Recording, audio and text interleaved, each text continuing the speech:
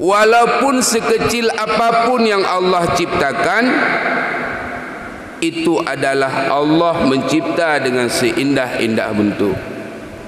Siapa yang jamin pahala kita duduk dari maghrib hingga isya, kita mendengarkan pengajian-pengajian ilmu daripada ulama-ulama kita, daripada tengku-tengku kita? Siapa jamin pahala itu bertahan sampai di rumah? Sit kadang karung bocor, dah babak jalan karu mendung.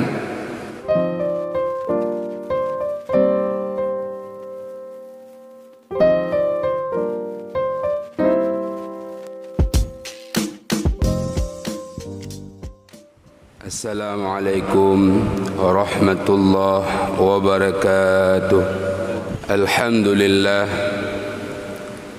Allahumma salli ala Sayyidina Muhammad Al-Fatih lima ulik wal khatim lima sabaq nasiril haqqi bil haqq wal hadi ila siratikal mustaqim wa ala alihi wa sahbihi haqqa qadrihi wa miqdarihil azim.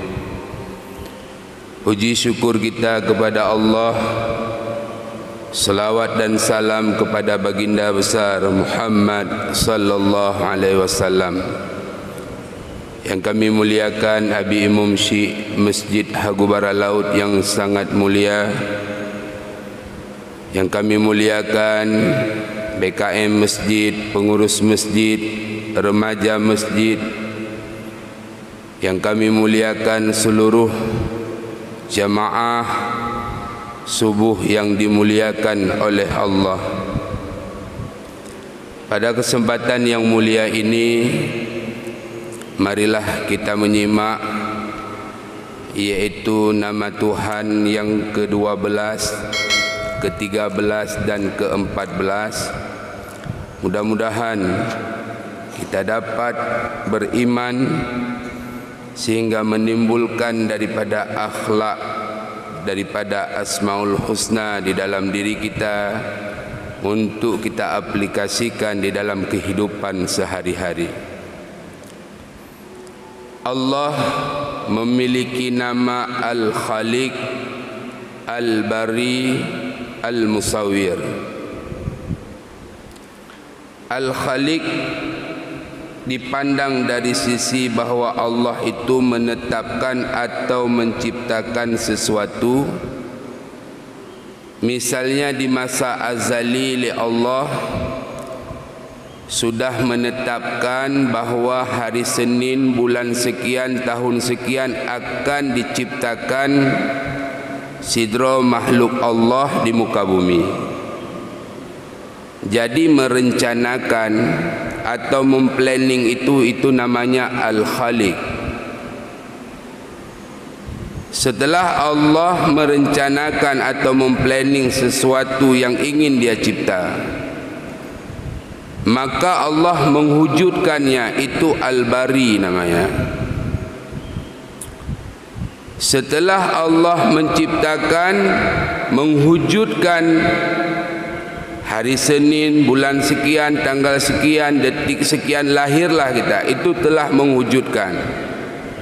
Baru Allah setelah mewujudkan, Allah itu menciptakan manusia ini ataupun makhluknya dengan sebaik-baiknya. Laqad khalaqnal insana fi ahsani taqwim. Jadi bukan sekedar Allah menciptakan, tapi Allah menciptakan dengan sebaik-baik bentuk. Dari mata kita Allah ciptakan dengan sebaik-baik bentuk, hidung, mulut, tangan, kaki disusun dengan sebaik-baik bentuk. Diciptakan usus di dalam, darah, otak, dilapisi oleh daging dan yaitu kulit, sehingga enak dipandang oleh mata. Itu Al-Musawwir Allah Ta'ala. Jadi apapun yang Allah ciptakan adalah merupakan karya ciptaan yang sangat indah, sangat agung dan menakjubkan. walaupun sekecil apapun yang Allah ciptakan, itu adalah Allah mencipta dengan seindah-indah bentuk. Seperti Allah menciptakan laba-laba, Allah menciptakan lalat, disebutkan di dalam Al-Quran. Sehingga orang Yahudi berkata, kalau Allah itu maha besar atau mulia, kenapa Allah menyebut laba-laba dan lalat di dalam Al-Quran? Maka Allah berfirman, innallaha la yastahi an yadriba masalan ma ba'udatan fama fauqaha, kata Allah.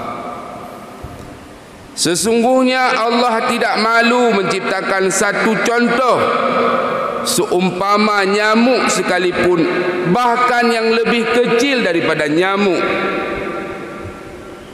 Tapi tidak ada yang dapat menciptakan seperti nyamuk, melainkan itulah Allah yang Al-Khaliq, Al-Bari, Al-Musawwir. Walaupun tengku metuah nyamuknya binatang yang kecil, tapi dia dapat mematikan raja yang sangat angkuh, itulah Namrud. Namrud punya pasukan yang begitu banyak, ribuan pasukannya. Kemudian Allah menghendaki kematian Namrud.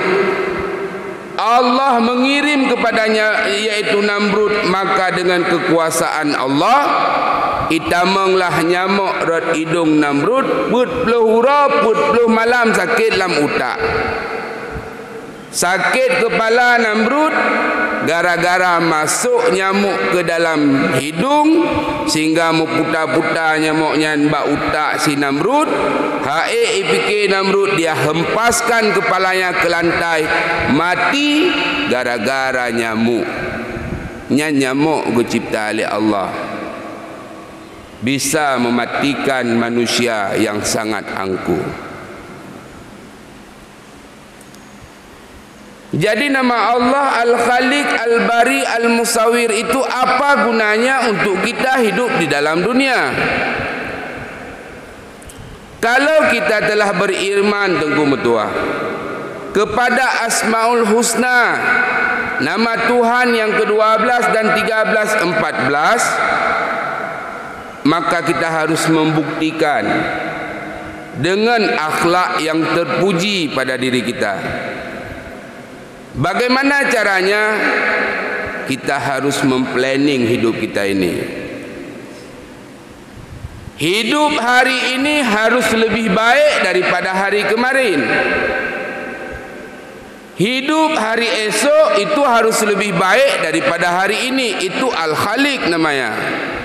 Sehingga kita dapat gelar Abdul Khaliq kalau kita sudah merencanakan planning untuk hari esok.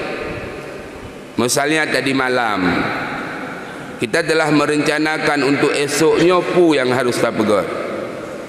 Apakah aku harus solat subuh, merumpuk lunduk dari subuh hingga kepada Isra', yang mana kita duduk dari subuh hingga Isra' mendapatkan ganjaran pahala seperti kita, yaitu menunaikan haji dan umrah sempurna, sempurna, sempurna, kata Rasulullah.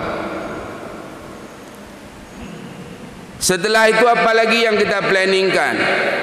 Kita planningkan nanti kita solat duha walaupun hanya 2 rakaat. Setelah itu kita melakukan qabliyah zuhur, ba'diyah zuhur. Kita memberikan sedekah. Kita memplanningkan besok kita akan berpuasa karena besok adalah hari Senin misalnya. Itu sudah kita planning pada malam hari. Dan kelebihan kita telah merencanakan, Allah telah mencatatnya, malaikat telah mencatatnya, bahawa sudah ada cita-cita kita untuk kebaikan-kebaikan hari esok yang akan kita kerjakan. Itu Al-Khaliq. Sehingga kita dikatakan Abdul Khaliq. Setelah kita merencanakan di dalam kehidupan kita untuk hari esok, han memada mentang rencana, kita harus menjadi Abdul Bari, menghujudkan apa yang telah kita rencanakan, sehingga besok subuh, sehingga kita sudah memplanning duduk hingga sampai Isra, bahkan sampai duha. Tiba-tiba ada agenda sesuatu yang tidak bisa kita duduk sampai duha, maka itu sudah di luar daripada apa yang telah kita rencanakan, tetap berpahala.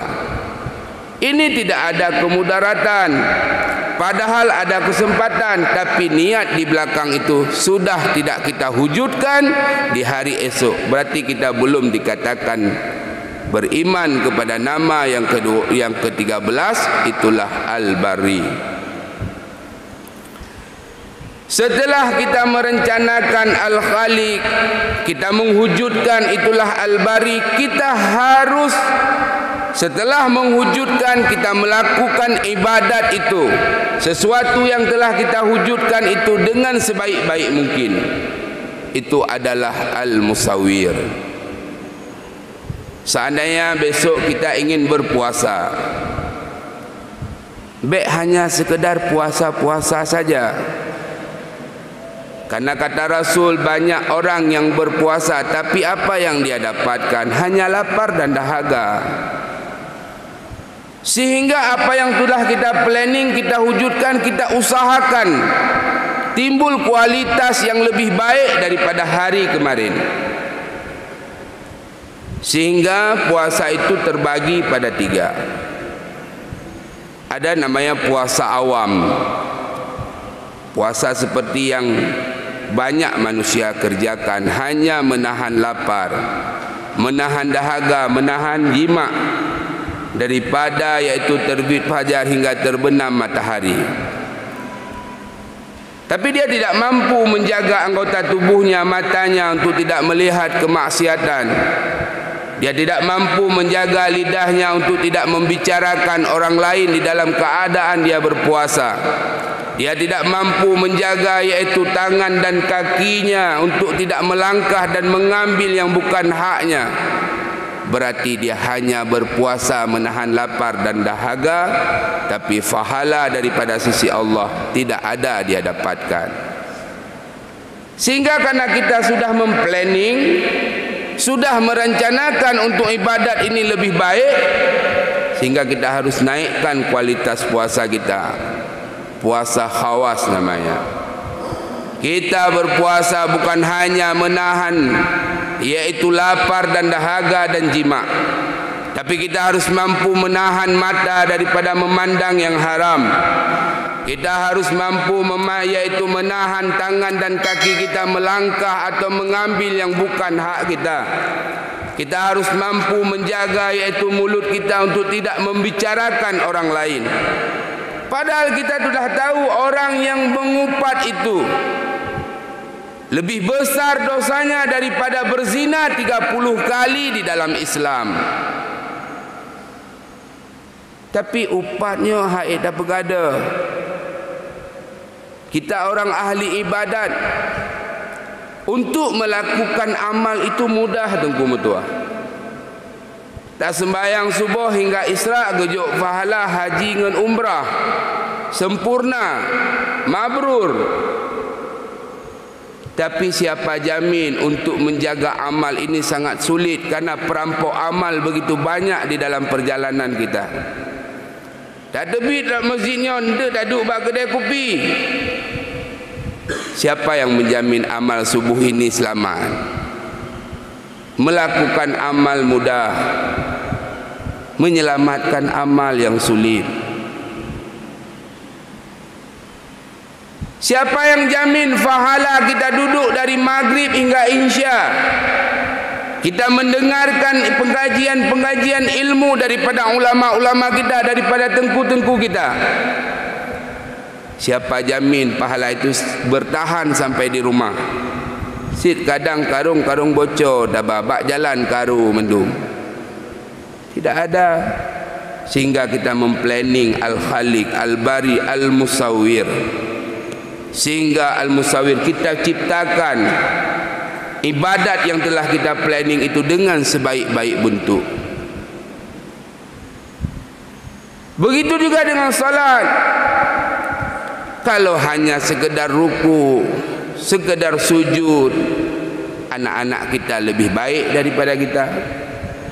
Anak katanya, oh hati ke sembahyang, apa yang diajarkan oleh gurunya tidak pernah dia tinggalkan. Dari pun Allahu Akbar kabira hingga fil alamina innaka hamidum majid, membacut dan dikubah. Tanya oh wate kamalim kala tak tepu dalam kitab, alah pun dah baca dalam doa iftitah kan sunnah hayah je tak tinggalkan, tinggal mau kubah-kubah mandum. So itu doa iftitah enggak baca lagi, surat pendek enggak baca lagi, rukuk berarti satu kali paling cuma kita baca. Sehingga bagaimana kualitas kita kepada Allah? Semakin alim kok semakin kualitasnya semakin rendah. Berarti kita belum mengamalkan Al-Khaliq, Al-Bari, Al-Musawwir. Imam Al-Ghazali rahimahullahu ta'ala mengatakan, untuk ibadat supaya baik dan indah, setidak-tidaknya benar bahawa sifat yang harus dilakukan oleh seorang hamba. Ini sekecil-kecil sifat yang mesti kita miliki untuk ibadat itu baik dan indah. Yang pertama kata Imam Al-Ghazali, ikhlas dalam beramal. Maksudnya adalah pendorong untuk beramal semata-mata hanya untuk menjalankan tugas sebagai budaknya Allah. Kita beramal karena kita ini budak Allah. Budak itu tidak mengharapkan apapun. Yang penting tuannya senang, tuannya tak marah, dia lakukan. Disuruh mengepel, tak ngepel. Disuruh menyuci, menyuci. Disuruh jaga anak, jaga anak. Tidak pernah melawan kepada Tuhan. Kita ini budak Allah. Allah yang menciptakan, Allah yang beri rezeki, sehingga dikala bangun daripada pagi kita dapat menghirup udara Allah. Walaupun dengan rezeki itu kita bermaksiat dengan Allah. Kata Allah, hai anak Adam, setiap pagi kukirimkan kepada engkau rezekiku kepadamu, tapi dikala malam naik malaikat daripada pihakmu, amal keji yang kau persembahkan kepadaku. Tapi oleh Allah karena Rahman, karena Rahim, sayang Allah kegetanya lebih daripada sayang seorang ibu kepada anak. Allah sangat sayang kepada kita lebih daripada sayangnya seorang nabi kepada umat. Tapi sayang itu tak terasakan di dalam batin kita. Kasih sayang Allah pada kita itu tak terlihat, sehingga kita belum dikatakan menjadi Abdur Rahman atau Abdur Rahim. Itu yang pertama. Yang kedua, untuk menjadi ibadat itu baik dan indah, kita harus ikhlas dalam menuntut pahala. Maksudnya apa? Adalah balasan yang kita harap dalam ibadat hanyalah ridha Allah. Maka Allah memunyikan yaitu 3 kepada 3. Allah menyembunyikan 3 perkara pada 3 perkara. Yang pertama, Allah menyembunyikan ridhanya di dalam ketaatan, sehingga kita tidak boleh memilih-milih dalam beribadat. Oh nyo pahala, oh nyo dit. Karena kita tidak tahu di mana letak ridha Allah. Setiap kebaikan kerjakan apapun. Oh mesti dah sembahyang sunnah cukup je, solat malam. Kadang belum tentu di situ letak ridha Allah. Kadang letak ridha Allah dikala kita melihat paku di jalan, kita ambil, kita buang. Di situ Allah sudah ridha dengan kita. Jadi lakukan segala bentuk ibadat, jangan pilih-pilih. Yang kedua, Allah menyembunyikan yaitu murkanya di dalam kemaksiatan. Maka baik pegah-pegah, alahnya kan ubud dosanya je tampun. Kadang di situ letak murka Allah. Baru kita berniat, kadang begitu kita niat sudah mati di dalam berdosa, masuk ke dalam neraka. Jadi jangan pernah merencanakan atau meniat atau melakukan segala kemaksiatan walaupun sekecil apapun, karena kita tidak pernah tahu di mana letak ridha Allah, murka Allah. Kalau tahu misalnya murka Allah letaknya di zina, hingga hendak tak pubuk zina kerana inan letak kata tepat.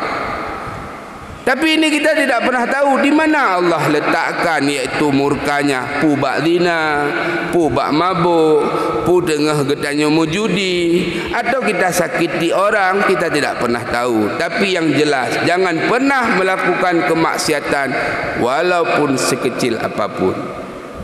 Yang ketiga, Allah menyembunyikan wali-walinya. Wali-wali Allah di antara sekalian makhluknya. Kalau wali-wali yang masyhur itu mudah kita, sehingga kita tidak berani menyakiti mereka. Kalau mereka itu ulama-ulama yang telah masyhur, mudah kita. Seperti Abu Mutakurum, almarhum Abu Tumin, almarhum Abu Matang Perlah. Tidak berani kita menyakiti mereka karena mereka telah jelas terkenal, karismatik.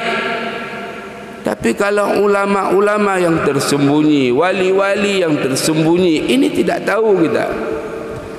Kadang-kadang Allah menyerupakan kekasih-kekasihnya dengan pakaian-pakaian orang-orang biasa, sehingga timbullah di dalam hati kita untuk kita menjaga diri kita. Jangan pernah menyakiti satu orang pun. Jangan-jangan dia itu wali Allah. Siapapun yang memusuhi wali Allah, berarti dia mengajak perang denganku, kata Allah. Masjid lambat masjidnya nak wali Allah ada debu. Tapi kepo duk bak tago tengok kau wali Allah. Sehingga kita jaga perasaannya, kita jaga perilaku kita. Siapapun dia, baik dia yang berpakaian lagi kamu yang tengku-tengku pu pakaian biasa, kita tidak ada yang tahu hati orang. Kadang kita yang berpakaian putih hatinya hitam. Ada orang pakaiannya hitam hatinya putih bersih, tidak ada dendam, tidak ada kebencian, tidak ada kedengkian, tidak pernah memutuskan hubungan silaturahmi dengan sesama. Katanya dengan abang dengan adik mu putus-putus silaturahmi dengan sikret dan noh belang. Enam pegah-pegah abang teh mati baru kai bungkus jarafan baru tajak abang apa maahlun abang. Ronah kam meninggal dunia 19 tahun katanya hana tamu tutu dah dua. Yang baik dengan orang lain. Itu yang kedua benar. Ikhlas dalam untuk amal. Yang ketiga, kita beramal ingat bahawa yang bisa melakukan ibadat karena ini adalah anugerah daripada Allah. Yang keempat, kita melihat dalam batin kita besarnya taufik Allah bagi diri kita. Karena taufik Allah sangat besar, sehingga kemampuan berbuat taat, mampu menuntut ilmu, ke masjid, solat berjamaah dan macam-macam ketaatan itu tidak terlepas karena Allah membantu kita, memberikan taufik kepada kita.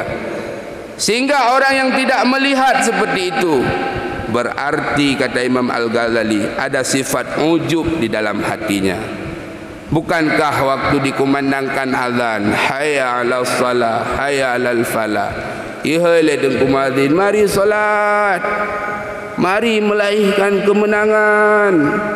Kita semua menjawab, la haula wala quwata illa billah. Bak lidah tak akui la haula, tapi dalam perbuatan, dalam hati kita tak pernah mengakui. Kita tak ada daya dan upaya melakukan ketaatan dan menghindari segala kemaksiatan, melainkan semua itu bantuan daripada Allah Subhanahu wa taala. Sehingga kita melihat, aku mampu hari ini bangun subuh, solat subuh, Allah yang membantuku, Allah yang memberikan taufik padaku. Begitu banyak saudara-saudaraku yang hari ini masih terlelap tidur mereka, Allah tak membantu mereka. Man sebab tak presi, kita harus menjemput hidayah sehingga Allah memberikan taufik pertolongan untuk kita mampu melakukan ibadat-ibadat. Kesimpulannya, Tengku Metua, apabila seorang hamba sudah merencanakan ibadatnya dengan baik dan mampu dia menghujudkannya, dengan dia hiasi ibadatnya itu dengan ikhlas dalam beramal, ikhlas dalam menuntut pahala. Ingat, mampu atau bisa melakukan ibadat adalah nikmat dan anugerah Allah, serta dia besarkan taufik daripada Allah, maka itu merupakan gambaran sudah bagusnya keimanan kita kepada asma Allah Al-Khaliq, Al-Bari, Al-Musawwir. Mudah-mudahan Allah memberikan manfaat kepada kita sehingga dapat kita memplanningkan kehidupan kita dan menghujudkan apa yang telah kita planningkan. Dan setelah kita wujudkan, buatlah dia sebaik-baik dengan kualitas dan kekusyukan yang lebih baik daripada hari kemarin. Assalamualaikum warahmatullahi wabarakatuh.